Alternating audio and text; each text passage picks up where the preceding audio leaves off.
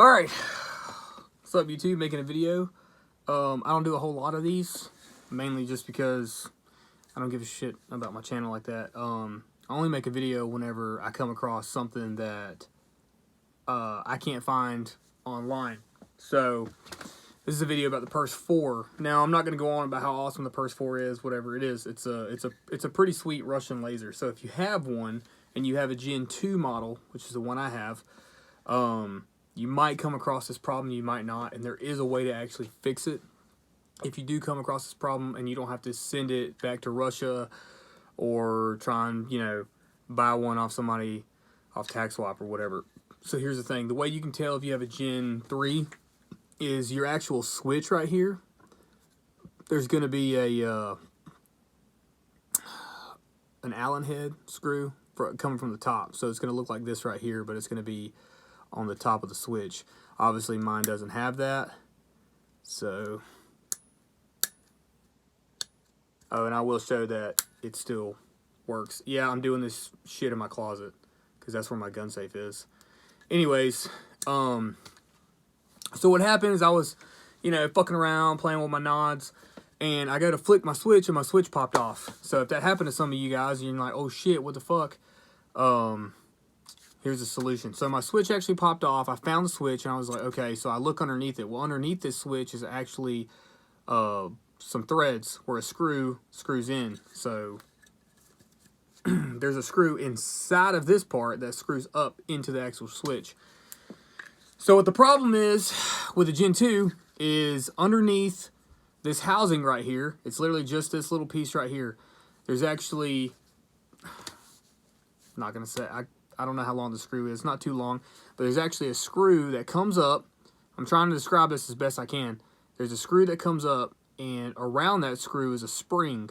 So what happens is that screw comes up, screws into the switch. That spring applies tension to the switch, which is, it's actually pulling it down, which gives you that audible click right there. So what was going on is that every time I would move this switch, the screw itself would stay in place, and this switch was basically unthreading itself on the inside of the housing.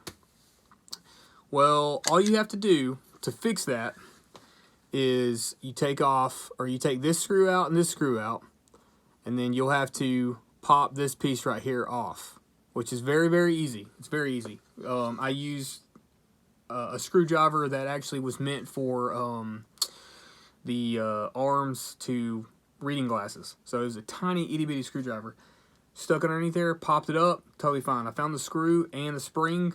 It's not very small. You'd be able to find it.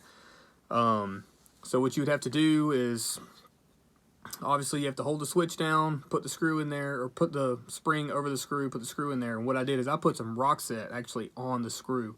So now it will never come off, ever. So yeah, that's a simple fix to that. I would take it apart and show you, but I can't even unscrew it now. But I can take the housing out, but I'll be honest, I don't want to do that. But that's going to be the problem. Now, if your screw pops off, or if this switch pops off, sorry, and it unthreads itself, underneath this switch is a tiny itty bitty ball detent. Very, very small. It's silver. Luckily, I found mine. If you lose that, it's game over, because you need that.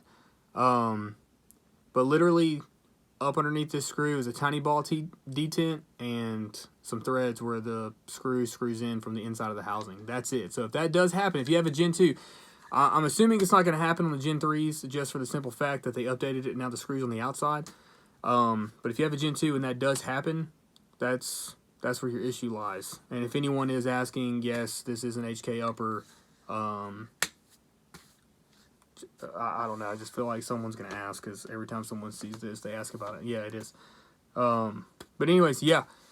So I'm going to reiterate that. If you do lose your switch and you find the components to the switch, the little ball detent and the switch itself, it's just those two screws, that one and that one. Take those out.